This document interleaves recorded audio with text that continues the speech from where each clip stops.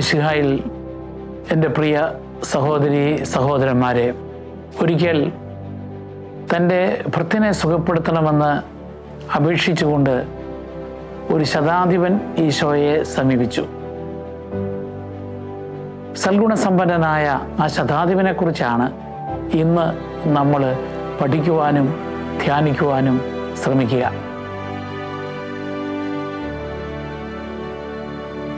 വിജാതീയനായ ഈ ശതാധിപനെക്കുറിച്ച് പറയുമ്പോൾ എൻ്റെ ഓർമ്മയിൽ വരുന്നത് ചില അക്രൈസ്തവരായ ആളുകൾ കത്തോലിക്ക ദേവാലയങ്ങളിൽ പ്രാർത്ഥിക്കുവാനായിട്ട് വരുന്നതാണ്. ഒരിക്കൽ ഇലക്ഷന് മത്സരിച്ചു കൊണ്ടിരുന്ന ഒരു സ്ഥാനാർത്ഥി, അക്രൈസ്തവനായ അദ്ദേഹം ഒരു കുർബാന അർപ്പിച്ച് തൻ്റെ ഇലക്ഷൻ ജയിക്കാൻ വേണ്ടി പ്രാർത്ഥിക്കണമെന്ന് ആവശ്യപ്പെട്ടത് ഞാൻ ഓർക്കുകയാണ്. മറ്റൊരു അവസരത്തിൽ ഒരു ഹൈന്ദവൻ മരിച്ചു.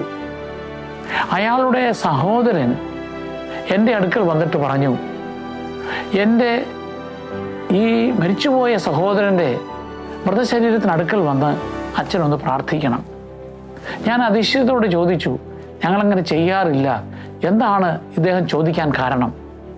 അപ്പോൾ അദ്ദേഹം പറഞ്ഞു, എൻ്റെ മരിച്ച സഹോദരൻ യേശുക്രിസ്തുവിൽ വിശ്വസിക്കുന്നവനാണ്.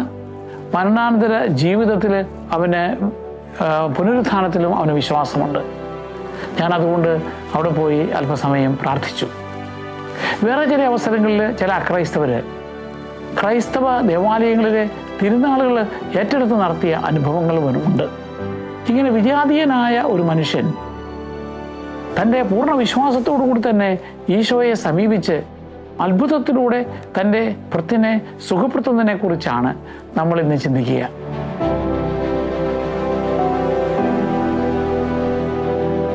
ഇത് രേഖപ്പെടുത്തിയിരിക്കുന്നത് മത്തായിയുടെ സുവിശേഷം 8-ാമത്തെ അധ്യായം 5 മുതൽ 13 വരെ വാക്യങ്ങളിലും അല്പവ്യത്യാസത്തോടുകൂടി ലൂക്കായുടെ സുവിശേഷം 7-ാം അധ്യായം 1 മുതൽ 10 വരെയുള്ള വാക്യങ്ങളിലുമാണ്.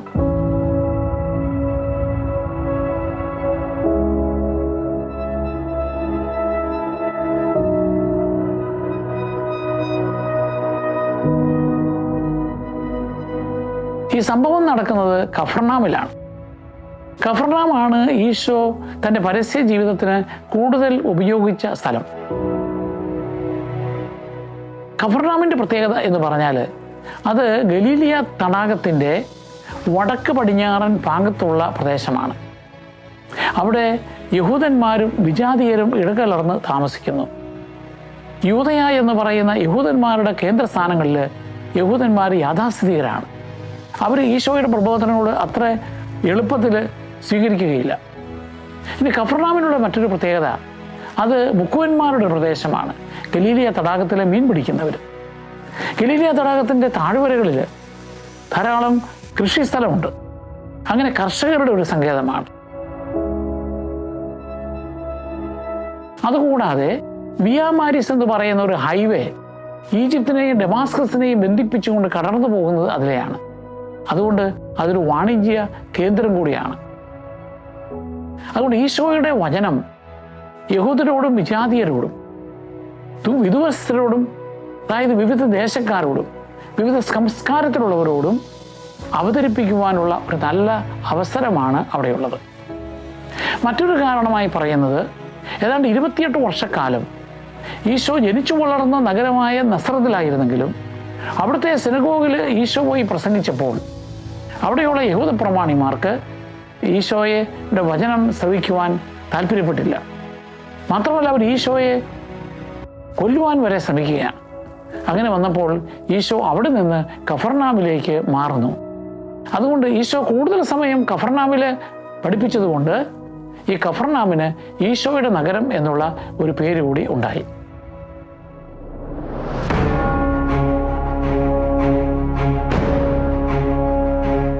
ഇനി ശതാധിപൻ എന്ന് പറഞ്ഞാൽ ആരാണ്? ശതം എന്ന് പറഞ്ഞാൽ 100, അല്ലെങ്കിൽ സെഞ്ചുറി എന്ന് പറഞ്ഞാൽ 100. ശതം അല്ലെങ്കിൽ 100 ആളുകളുടെ മേൽ, പടയാളികളുടെ മേൽ അധികാരമുള്ളവൻ എന്നുള്ളതാണ് ശതാധിപൻ എന്നതിൻ്റെ അർത്ഥം. അയാളൊരു റോമൻ പട്ടാളക്കാരനാണ്. റോമൻ പട്ടാളക്കാരായ 80 മുതൽ 100 വരെയുള്ള സൈന്യത്തിൻ്റെ മേൽ അധികാരമുള്ള ഒരു വിജാതീയനായ ഉദ്യോഗസ്ഥനാണ് ഇദ്ദേഹം. അദ്ദേഹത്തിൻ്റെ ചുമതല എന്ന് പറയുന്നത് റോമൻ ചക്രവർത്തിയുടെ കൽപ്പന പ്രകാരം റോമൻ നിയമസംഹിതകൾ, അതിൻ്റെ സമാധാനം നിലനിർത്തിക്കൊണ്ട് കാര്യങ്ങൾ നടത്തിക്കൊണ്ടു പോവുക എന്നുള്ള ചുമതലയാണ്. എന്നാൽ ഈ റോമൻ പട്ടാളക്കാർ പലരും യഹൂദന്മാരോട് വളരെ ക്രൂരമായി പെരുമാറിയിരുന്നു. മാത്രമല്ല, വിജാതീയരായ ആളുകൾ തങ്ങളെ ഭരിക്കുന്നത് യഹൂദന്മാർ വെറുക്കുകയും എതിർക്കുകയും ചെയ്തിരുന്നു. അതുകൊണ്ട് തന്നെ യഹൂദന്മാർ ഈ റോമൻ പട്ടാളക്കാരെ തങ്ങളുടെ ശത്രുക്കളായും തങ്ങളെ അടിച്ചമർത്തുന്നവരായും കണ്ട് വെറുത്തിരുന്നു. എന്നാൽ ബൈബിളിൽ ചില ശതാധിപന്മാരെ വളരെ അനുകൂലമായ രീതിയിൽ അവതരിപ്പിക്കാറുണ്ട്. ബഹുമാന്യരായ, ഈശോയിൽ വിശ്വസിക്കുന്ന അല്ലെങ്കിൽ ദൈവത്തിൽ വിശ്വസിക്കുന്ന, മറ്റുള്ളവരോട് നല്ല രീതിയിൽ പെരുമാറുന്ന ശതാധിപന്മാരെ കാണാം. ഒന്ന് കഫർനാമിലുണ്ടായിരുന്ന തൻ്റെ ഭൃത്യനെ സുഖപ്പെടുത്തണമെന്ന് ആവശ്യപ്പെട്ടു വന്ന ശതാധിപൻ. മറ്റൊന്ന് ഈശോയെ കുരിശുമരണത്തിന് പീലാത്തോസ് വിധിച്ചു കഴിഞ്ഞ് ആ കുരിശുമരണത്തിൻ്റെ കാര്യങ്ങൾ നടപ്പിലാക്കുന്നതിന് മേൽനോട്ടം വഹിച്ച ഒരു ശതാധിപനുണ്ട്. അയാൾ ഈശോയെ കാൽവരിയിലേക്ക് അനുധാവനം ചെയ്യുന്നു. ഈശോ എപ്രകാരമാണ് ആ കുരിശുമരണത്തിന് സഹകരിക്കുന്നത്, എപ്രകാരമാണ് ആ പാടുപീടുകൾ ഏറ്റെടുക്കുന്നത്, തന്നെ കുരിശിക്കുന്നവർക്ക് വേണ്ടി കൂടി ഈശോ പ്രാർത്ഥിക്കുന്നു. തൻ്റെ കൂടെ കുരിശിലേറ്റപ്പെട്ടവർക്ക് അവരോട് കരുണാർദ്രതയോടുകൂടി ഈശോ സംസാരിക്കുന്നു. അതോടൊപ്പം തന്നെ പ്രകൃതിയിലുണ്ടാകുന്ന വലിയൊരു മാറ്റം. നാടകം 3 മണിക്കൂർ സമയത്തേക്ക് അന്ധകാരം നട്ടുച്ച നേരത്ത് നിറയുന്നു. അതുപോലെ തന്നെ വലിയ ഭൂമികുലുക്കമുണ്ടാകുന്നു. അങ്ങനെ കണ്ടു കഴിഞ്ഞപ്പോൾ ഈ ശതാധിപൻ ഉറക്കെ വിളിച്ചു പറഞ്ഞു. മർക്കോസിൻ്റെ സുവിശേഷം 15-ാമത്തെ അധ്യായം 39-ാമത്തെ വാക്യത്തിൽ പറയുന്നത് പോലെ, തീർച്ചയായും ഇവൻ ദൈവപുത്രനായിരുന്നു. അതുകൊണ്ട് ഈ ശതാധിപനെക്കുറിച്ച് ക്രൈസ്തവരുടെ ഒരു പാരമ്പര്യമുള്ളത് അദ്ദേഹം യേശുക്രിസ്തുവിൽ വിശ്വാസിയായി തീർന്നു എന്നും കൂടിയുണ്ട്. ഇനി 3-മതൊരു ശതാധിപനെ കുറിച്ച് പറയുന്നുണ്ട്. അത് അപ്പസ്തോല പ്രവർത്തനം 10-ാം അധ്യായം 1 മുതൽ 48 വരെ വാക്യങ്ങളിൽ പറയുന്നതാണ്. അദ്ദേഹത്തിൻ്റെ പേര് കൊർണേലിയസ് എന്നാണ്. ഈ ശതാധിപൻ വസിച്ചിരുന്നത് കേസറിയയിലാണ്. അദ്ദേഹത്തെപ്പറ്റി വിശുദ്ധ ഗ്രന്ഥം പറയുന്നത് ദൈവഭയമുള്ളവൻ, പതിവായി പ്രാർത്ഥിക്കുന്നവൻ, പാവങ്ങളെ, യഹൂദന്മാരെ ഉൾപ്പെടെ സഹായിക്കുന്നവൻ. ഇങ്ങനെയുള്ള ഈ കൊർണേലിയസിൻ്റെ അടുക്കൽ ഒരു മാലാഖ പ്രത്യക്ഷപ്പെട്ട് പറയുകയാണ്, ജോപ്പായിലുള്ള ശിമയോൻ പത്രോസിൻ്റെ അടുക്കൽ നീ ആളയച്ചു വരുത്തി അവൻ്റെ വചനം നീ ശ്രവിക്കണം. അതിൻ പ്രകാരം ഈ കൊർണേലിയസ് തൻ്റെ പ്രതിനിധിയെ വിട്ട് ശിമയോൻ പത്രോസിനെ ആളയച്ചു വരുത്തുന്നു. ശിമയോൻ പത്രോസ് ആകട്ടെ അതിനു മുൻപുണ്ടായ ഒരു ദർശനത്തിൻ്റെ പശ്ചാത്തലത്തിൽ ദൈവരാജ്യം യഹൂദന്മാർക്ക് മാത്രമല്ല വിജാതിയർക്ക് കൂടി ഉള്ളതാണ് എന്ന് മനസ്സിലാക്കിക്കൊണ്ട് യഹൂദന്മാർ സാധാരണഗതിയിൽ വിജാതിൻ്റെ ഭവനത്തിൽ പോകാറില്ലെങ്കിലും ശിമയോൻ പത്രോസ് ഈ വിജാതീയനായ കൊർണേലിയസിൻ്റെ ഭവനത്തിൽ പോകുന്നു. അവിടെ വെച്ച് അദ്ദേഹത്തോട് ഈശോയുടെ വചനം, സുവിശേഷം പങ്കുവെക്കുകയാണ്. അപ്പോൾ പരിശുദ്ധാത്മാവ് അദ്ദേഹത്തിൻ്റെ മേൽ, കൊർണേലിയസിൻ്റെ മേൽ ഇറങ്ങി വരുന്നത് പത്രോസ് കണ്ടു. അങ്ങനെ വിജാതിയരുടെ ഇടയിൽ നിന്ന് ആദ്യമായി ക്രൈസ്തവനായി തീർന്നതായി രേഖപ്പെടുത്തപ്പെട്ടിരിക്കുന്ന വ്യക്തിയാണ് ഈ കൊർണേലിയസ് എന്ന് പറയുന്ന ശതാധിപൻ. ഇനി 4-മത് ഒരു ശതാധിപനെ കുറിച്ച് ബൈബിളിൽ പറയുന്നുണ്ട്. അവൻ്റെ പേര് ജൂലിയസ് എന്നാണ്. അപ്പസ്തോല പ്രവർത്തനം 27-ാമത്തെ അധ്യായം 1 മുതൽ 44 വരെയുള്ള വാക്യങ്ങളിൽ പറയുന്ന ഈ ശതാധിപൻ ആയിരുന്നു തടവുകാരനായി പിടിക്കപ്പെട്ട പൗലോസിനെ റോമിലേക്ക് എത്തിക്കുവാനായിട്ട് നിയോഗിക്കപ്പെട്ടത്. എങ്കിലും ഈ തടവുകാരനായ പൗലോസിനോട് കരുണാർദ്രമായിട്ടാണ് ജൂലിയസ് പെരുമാറിയത്. ഇവൻ സീദോണിലുള്ള തൻ്റെ സുഹൃത്തുക്കളെ കാണുവാൻ പോലും ഈ ജൂലിയസ് പൗലോസിനെ അനുവദിക്കുന്നതായി അപ്പസ്തോല പ്രവർത്തനം 27-ാം അധ്യായം 3-ാം വാക്യത്തിൽ രേഖപ്പെടുത്തുന്നുണ്ട്. ഇവർ പോകുന്ന വഴിക്ക് റോമിലേക്ക് പോകുമ്പോൾ കടൽക്ഷോഭമുണ്ടാകുന്നു. അവർ യാത്ര ചെയ്ത കപ്പൽ തകരാൻ പോകുന്നു. ഈ അവസരത്തിൽ തടവുകാർ വിമോചനരായി പോകുമെന്ന് ഭയപ്പെട്ടിട്ട് പട്ടാളക്കാർ തടവുകാരെ കൊല്ലാൻ ശ്രമിക്കുകയാണ്. ഈ അവസരത്തിൽ ജൂലിയസ് ഇടപെട്ട് പൗലോസ് ഉൾപ്പെടെയുള്ള ആളുകളുടെ ജീവൻ രക്ഷപ്പെടുത്തുന്നതായി അപ്പസ്തോല പ്രവർത്തനത്തിൻ്റെ 27-ാം അധ്യായം 42 മുതൽ 43 വരെയുള്ള വാക്യങ്ങളിൽ രേഖപ്പെടുത്തുന്നുണ്ട്. അങ്ങനെ ഈ ജൂലിയസിൻ്റെ ഇടപെടൽ മൂലം പൗലോസ് ജീവൻ രക്ഷപ്പെടുകയും അദ്ദേഹത്തിന് റോമിൽ ചെന്ന് തൻ്റെ സുവിശേഷ വേല തുടരാനുള്ള അവസരം ഉണ്ടാവുകയും ചെയ്യുന്നു. ഇനി കഫർനാമിലെ ഈ ശതാധിപൻ്റെ ജീവിതത്തിലേക്ക് നമ്മൾ വന്നാൽ, ഈ കഫർനാമിലെ ശതാധിപൻ വളരെ പ്രത്യേകതയുള്ള ഒരു നല്ല മനുഷ്യനായിരുന്നു. അദ്ദേഹത്തിന് അനവധി ജോലിക്കാർ അല്ലെങ്കിൽ അടിമകൾ ഉണ്ടെങ്കിലും അക്കാലത്ത് അടിമകളെ വെറും വസ്തുക്കളായിട്ടാണ് കണക്കാക്കിയിരുന്നെങ്കിലും തൻ്റെ തളർവാദം പിടിപെട്ട് രോഗിയായി തീർന്ന അടിമയെ ഉപേക്ഷിക്കാൻ തയ്യാറാകാതെ അയാളെ തൻ്റെ വീട്ടിൽ തന്നെ പാർപ്പിച്ചുകൊണ്ട് അവന് കിട്ടാവുന്ന എല്ലാവിധ ചികിത്സകളും കൊടുക്കുകയാണ്. അതുകൊണ്ട് ഒന്നും രക്ഷപ്പെടുന്നില്ല എന്ന് കണ്ടപ്പോൾ അയാൾ ഈശോയെക്കുറിച്ച് അറിഞ്ഞു. ഈശോ അനവധി ആളുകളെ, തളർവാദ രോഗികളെ ഉൾപ്പെടെ സുഖപ്പെടുത്തുന്നു എന്നറിഞ്ഞപ്പോൾ ഈശോയിൽ വിശ്വാസം അർപ്പിച്ചുകൊണ്ട് അദ്ദേഹം ഈശോയെ സമീപിക്കുകയാണ്. മത്തായിയുടെ സുവിശേഷം 8-ാം അധ്യായം 6-ാമത്തെ വാക്യത്തിൽ പറയുകയാണ്, ഗുരു, എൻ്റെ അടിമ തളർവാദ രോഗം പിടിപെട്ട് കഠിനമായ വേദന അനുഭവിച്ച് അവൻ കഴിയുകയാണ്. അയാളുടെ വേദന ഇയാളുടെയും വേദനയായി മാറുകയാണ്. എന്നാൽ അല്പം വ്യത്യാസത്തോടുകൂടി ലൂക്കായുടെ സുവിശേഷം 7-ാം അധ്യായത്തിൽ 2-ാം വാക്യത്തിൽ പറയുന്നത് ശതാധിപൻ ഒരു അടിമയുണ്ടായിരുന്നുവെന്നും അയാൾ മരിക്കാറായിരുന്നുവെന്നും അയാൾ ഇവന് വിലപ്പെട്ടവനായിരുന്നുവെന്നുമാണ് രേഖപ്പെടുത്തുക. അങ്ങനെ ഇവനെ വിലപ്പെട്ടവനായി കണക്കാക്കുന്ന ഈ ഒരു ശതാധിപനെ, ഇവൻ്റെ വേദനയായി മാറുന്ന ഈ ശതാധിപനെയാണ് നാം കാണുക. അതുകൊണ്ട് ഈശോ വഴിയായി ഒരു അത്ഭുതം പ്രവർത്തിച്ച് അവൻ സൗഖ്യം പ്രാപിക്കുവാനായി അവൻ ആഗ്രഹിച്ചുകൊണ്ട് ഈശോയുടെ അടുക്കൽ സമീപിക്കുന്നു. എന്നാൽ ലൂക്കാസ് സുവിശേഷകൻ പറയുന്നത് ഇവൻ നേരിട്ട് വരുന്നത് താൻ അതിന് യോഗ്യനല്ല എന്ന് കണ്ടിട്ടാകണം അയാൾ യഹൂദ പ്രമാണിമാരെ ഈശോയുടെ അടുക്കിലേക്ക് അയക്കുകയാണ്. ഈ എന്താണ് യഹൂദ പ്രമാണിമാർ ഈ ഈശോയോട് പറയുക? അവർ പറഞ്ഞു, അവർ വളരെ ശക്തമായിട്ട് ആവശ്യപ്പെടുകയാണ്, അങ്ങയുടെ സഹായം ഇവൻ അർഹിക്കുന്നവനാണ്. കാരണം ഇവൻ നമ്മുടെ ജനതയെ സ്നേഹിക്കുന്നു. അക്കാലത്ത് യഹൂദന്മാർ റോമാക്കാരെ, പ്രത്യേകിച്ച് പട്ടാളക്കാരെ വെറുക്കുന്ന കാലഘട്ടത്തിൽ ഈ റോമൻ പട്ടാളക്കാരൻ നമ്മുടെ ജനതയെ സ്നേഹിക്കുന്നു. മറ്റൊന്ന്, അവൻ നമുക്ക് വേണ്ടി, നമ്മുടെ ആളുകൾക്ക് വേണ്ടി ഒരു സിനഗോഗ് നിർമ്മിച്ചു തരികയും ചെയ്തിരിക്കുന്നു. അപ്പം നേരത്തെ പറഞ്ഞ കൊർണേലിയസിനെ പോലെ പാവങ്ങളെ സഹായിക്കുന്ന, അതോടൊപ്പം യഹൂദന്മാരെ പോലെ സ്നേഹിക്കുകയും സഹായിക്കുകയും ചെയ്യുന്ന ഒരു വ്യക്തിയായിട്ടാണ് ഇദ്ദേഹത്തെ നാം കാണുക. ഇനി സിനഗോഗ് എന്ന് പറയുന്നത് എന്താണ്? അത് യഹൂദന്മാരുടെ പ്രാർത്ഥനാലയമാണ്. യഹൂദന്മാർക്ക് ഒരു പ്രാർത്ഥനാലയമാണ് ആകെ ഉണ്ടായിരുന്നത്. അത് ജെറുസലം ദേവാലയമാണ്. ആ ജെറുസലം ദേവാലയത്തിലാണ് അവർ പ്രാർത്ഥിക്കുകയും നേർച്ച കാഴ്ചകൾ സമർപ്പിക്കുകയും വേദം പഠിക്കുകയും ഒക്കെ ചെയ്തിരുന്നത്. എന്നാൽ പ്രവാചകന്മാരുടെ വചനങ്ങൾ പോലും ശ്രവിക്കാതെ പാപത്തിൽ കഴിഞ്ഞതുകൊണ്ട് ബാബിലോണിയക്കാർ വന്ന് ജെറുസലമിനെ കീഴടക്കുകയും അവിടെ ദേവാലയം നശിപ്പിക്കുകയും യഹൂദന്മാരെ ബാബിലോണിയയിലേക്ക് അടിമകളായി കൊണ്ടുപോവുകയും ചെയ്തു. അങ്ങനെ അവർക്ക് പ്രാർത്ഥനാലയമില്ലാതെയായി. അങ്ങനെ വന്ന് അവർ പ്രാദേശികമായിട്ട് ചില പ്രാർത്ഥനാ മന്ദിരങ്ങൾ അവർ നിർമ്മിക്കുന്നു. അവിടെ അവർ വചനം വായിച്ച് പഠിച്ച് പ്രാർത്ഥിക്കുകയും ചെയ്തിരുന്നു. അപ്പോൾ വിജാതിരായ ആളുകൾക്ക് ഇങ്ങനെയുള്ള ഈ സിനഗോഗുകളിലൊന്നും താല്പര്യമില്ലെങ്കിലും ഈ ശതാധിപൻ ഈ വിജാതിയരുടെ വിശ്വാസത്തെ ആദരിച്ചുകൊണ്ട് അവർക്ക് വേണ്ടി കഫർനാമിൽ ഒരു സിനഗോഗ് നിർമ്മിച്ച് കൊടുക്കുകയും ചെയ്യുന്നു. അങ്ങനെ അവരുടെ വിശ്വാസത്തെ ബഹുമാനിക്കുകയും ചെയ്യുന്നു. അതുകൊണ്ടാണ് ഈ യഹൂദ പ്രമാണിമാർ ഈശോയുടെ സഹായം കൊടുക്കണമെന്ന് അവരോട് പറയുക. അതുകൊണ്ട് ഈശോയെ സംബന്ധിച്ചിടത്തോളം ഒരു മാതൃകാപരമായ ക്രൈസ്തവ സ്നേഹവും സാഹോദര്യവും പ്രകടിപ്പിക്കുന്ന ഒരു വ്യക്തിയായിട്ടാണ് ഈ ശതാധിപനെ കാണുക. അപ്പം അതുകൊണ്ട് അയാൾ ക്രൈസ്തവ സാഹോദര്യത്തിൻ്റെയും സ്നേഹത്തിൻ്റെയും ഒരു മാതൃകാ പുരുഷനായി ഈശോ കാണുകയാണ്. കാരണം അയാൾ വിശ്വാസം സ്നേഹത്തിലൂടെ, കരുണയിലൂടെ, മറ്റുള്ളവരെ സഹായിച്ചുകൊണ്ടും അത് പ്രകടിപ്പിക്കുകയാണ്. അപ്പോൾ ഈശോയുടെ പ്രതികരണം എന്താണ്? മത്തായിയുടെ സുവിശേഷം 8-ാമത്തെ അധ്യായം 7-ാം വാക്യത്തിൽ ഈശോ അയാളോട് പറയുകയാണ്, ഞാൻ വന്ന് നിന്റെ ഭൃത്തിനെ സുഖപ്പെടുത്താം. ഈശോ അവൻ്റെ വീട്ടിൽ പോകാൻ തയ്യാറാവുകയാണ്. ഇനി ലൂക്കായുടെ സുവിശേഷം 7-ാം അധ്യായം 6-ാമത്തെ വാക്യത്തിൽ പറയുന്നത് ഈശോ ആ യഹൂദ പ്രമാണിമാരുടെ കൂടെ അവൻ്റെ ഭവനത്തിലേക്ക് പോയി.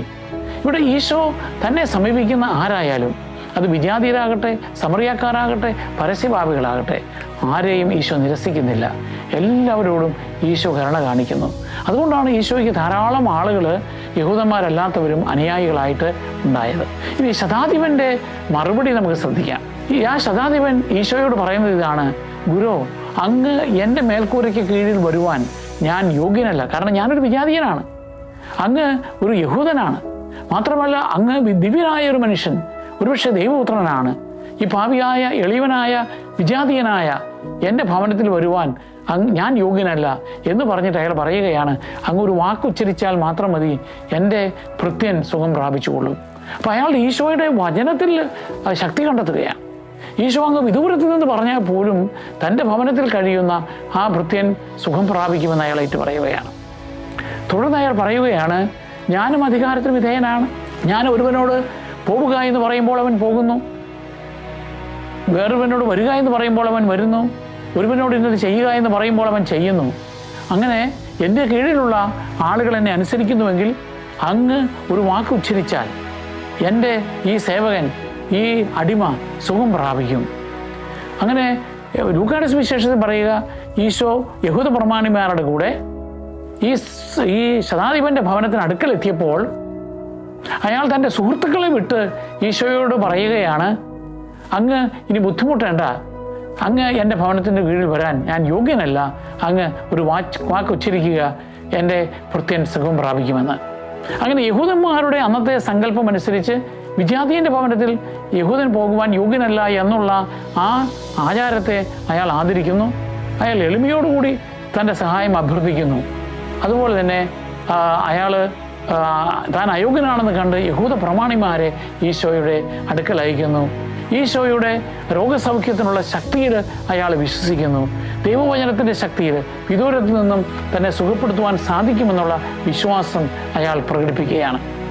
അപ്പോഴാണ് ഈശോ അതിശയത്തോടുകൂടി പറയുകയാണ്, സത്യമായി ഞാൻ നിങ്ങളോട് പറയുന്നു, ഇത്രയേറെ ഒരു വിശ്വാസം ഞാൻ ഇസ്രായേലിൽ ഒരുവനിൽ പോലും കണ്ടിട്ടില്ല എന്ന്.